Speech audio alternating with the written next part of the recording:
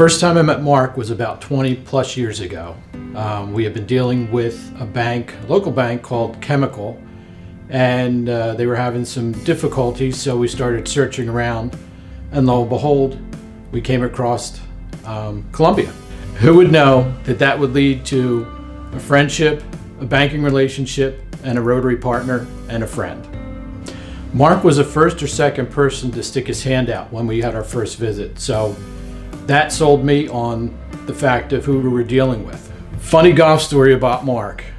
His second home was a Pennsauken Country Club where he lived and breathed golf, which was not a problem with me. I golfed with Mark over the years at different places, but Pennsauken always seemed to be his favorite place. And he invited me to an outing because we had difficulty catching up with each other golf schedules wise, and didn't realize until the day of the event that it was an over 65 event. I was younger than 55 at the time. So Mark, in his quick mark method, thought for a split second and then looked at me square in the eye and said, "Whoever you talk to, you are over 65.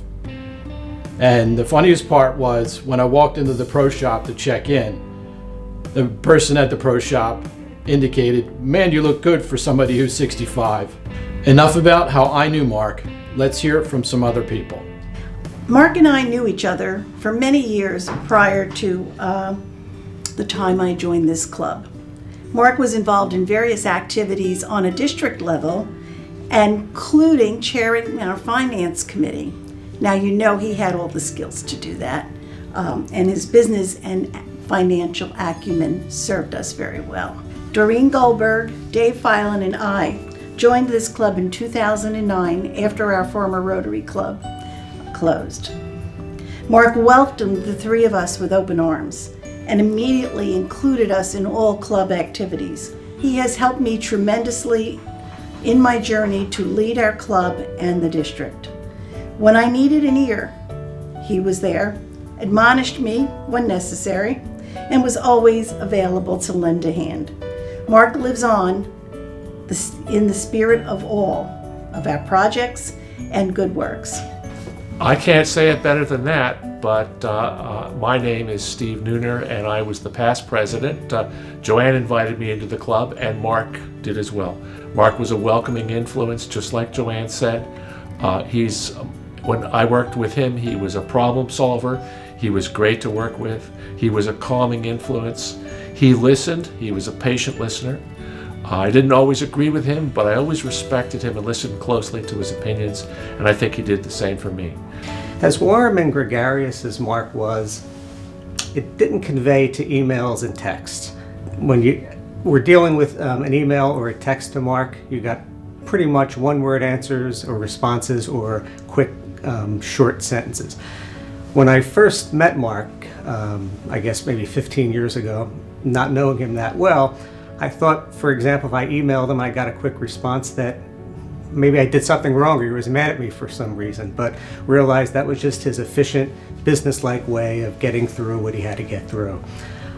Occasionally, he would be able to bring that charm to an email, and I've seen that and would tease him about it and say, "Mark, I guess even with emails you can kind of bring that charm to that sort of thing." So this awards dinner is very much Mark's vision.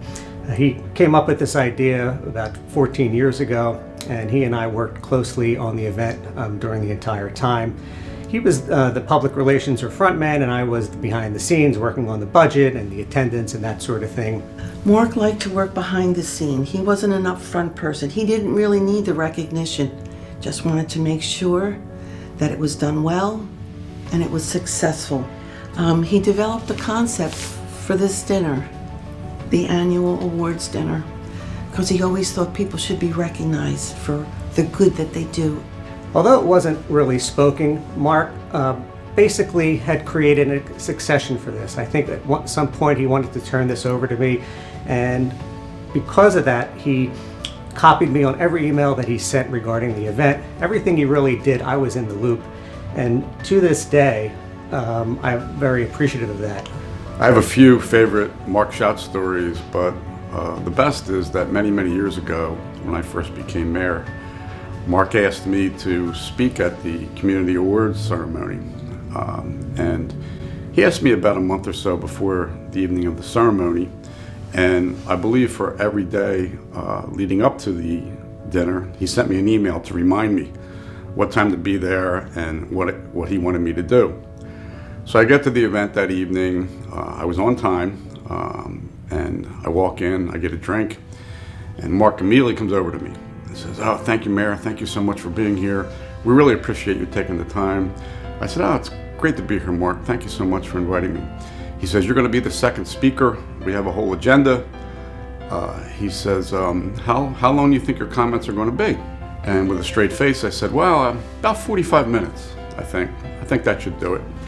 And I took a sip of my drink and I waited, and Mark turned red, and I think he actually started sweating a little bit. And I waited the appropriate time and I said, "Mark, I'm only kidding. I'll be about 5 minutes." And he let out that belly laugh that only Mark Schott had. And we sort of became friends through that. And it was through the Voorhees Breakfast Rotary that I got to know Mark. And how appropriate that the motto is service above self, because Mark was the best at that. Whether it was the Ronald McDonald House, or backpacks for kids, or Thanksgiving dinners, he just gave of himself, and he touched so many lives. I had the privilege of working with Mark for 15 years, and Mark genuinely exemplified the qualities of a servant leader. Whether it was at Columbia Bank, the Animal Welfare Association, the Pennsauken School Board, or the many other organizations he supported, Mark's focus was always on others, not only financially through the bank's foundation, but through volunteering and giving time and leadership skills to those organizations. Mark was one of those people in life that leaves a lasting impression of what it means to be a servant leader. And to those of us who were blessed to know him and work with him and learn from him, that we are better people because of that. As you all know, Mark worked for Columbia Bank for 42 years. Quite a milestone. He started out in the computer room up in Fairlawn and retired as the South Jersey Regional Branch Administrator after 42 years. Mark opened the Columbia Bank branch in Maple Shade, this branch in Maple Shade, and I was one of the first customers at the grand opening here with my family. In 1987, I joined Columbia Bank, and in 1997, I became the manager of the Columbia Bank branch in Maple Shade, and Mark Schott was my boss. Mark was an awesome boss. He was a wonderful mentor. He was a great teacher, advisor, counselor. He was a terrific therapist and always supportive of anything that we needed. My favorite memories have to be the trips to North Jersey. We were called the Three Musketeers. The Mount Laurel manager, Dolores McGuire, me as the Maple Shade manager always rode shotgun, and Mark had the back seat. Dolores and I are both from Maple Shade, so we had a lot of catching up to do. And we would spend the trip going up the turnpike talking about who was getting married, who was having a baby, who was getting divorced, all nice friendly gossip to catch up on. And Mark really got a kick out of that, and it definitely made the trips go by quickly. We like to say that Mark left his mark on South Jersey, all of South Jersey. I just want to say this, as a personal friend of Mark's, I really miss Mark, because he was a guy I could always depend on to fall asleep at my house when he was there. So we had that kind of a relationship, and it was fun. And the day he died, I happened to be there. Luckily, I saw him the day he passed away. And I was kind of heartbroken. Have been ever since. Because he was a guy that you could always count on for whatever it was that you needed. A lot of my memories of Mark really, over the years, somewhat 20 years Yes. in Rotary. Yeah.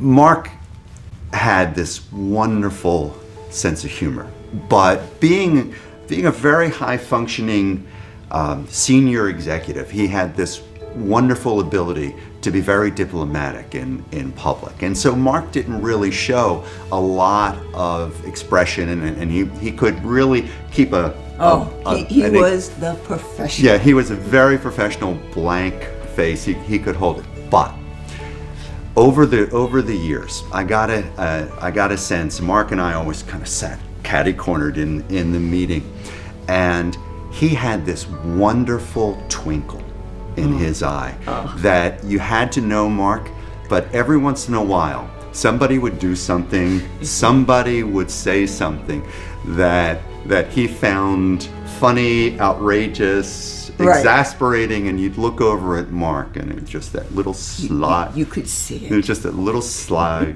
and he'd go. And whenever I think of Mark, I think of that just slight twinkle and that little smile, and it cracks me up. But he was going to be professional. But if he found something truly funny, then his whole face lit up. Yeah. You know, his whole being lit up. He had a laugh. He had a presence. I miss that. Oh, God, we miss him. As much as he enjoyed playing golf, he made sure that when he played, it did not interfere with family time when the children were at home and growing.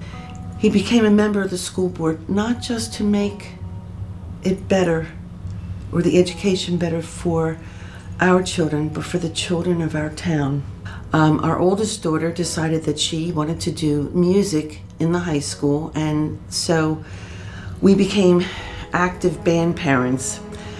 Our middle daughter decided to start a summer theater program at 18 in our town, and Mark helped her develop a skill for running a business. He told her how to get ads, how to run incentive programs. Our youngest daughter, while involved in many activities, decided that softball was her love. Many nights I would hear Allison and Mark practice in the backyard. When she threw a ball that was too fast, I would hear it bang against the shed. He became an active member of the coaching staff and was the first base coach.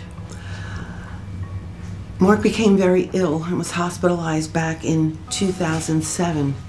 However, to his joy, every girl of the softball team came to visit him at the hospital.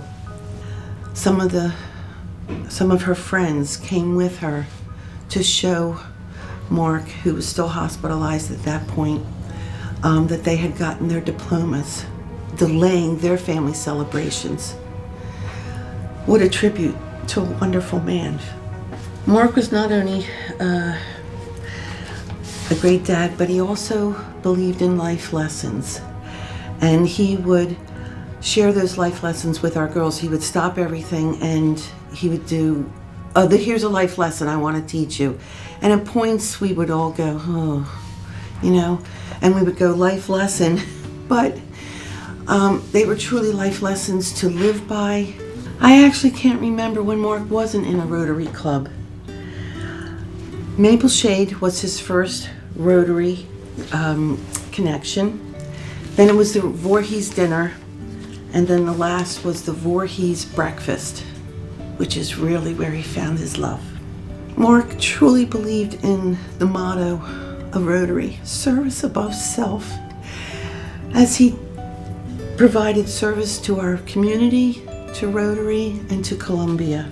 He loved his children above everything. Mark loved being a Rotarian.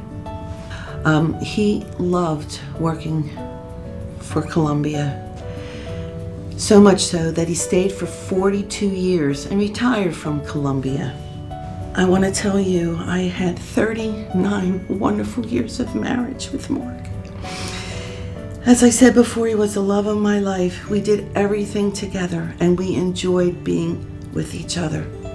Thank you, Columbia, for not only providing the finances for our lives, but also our love story.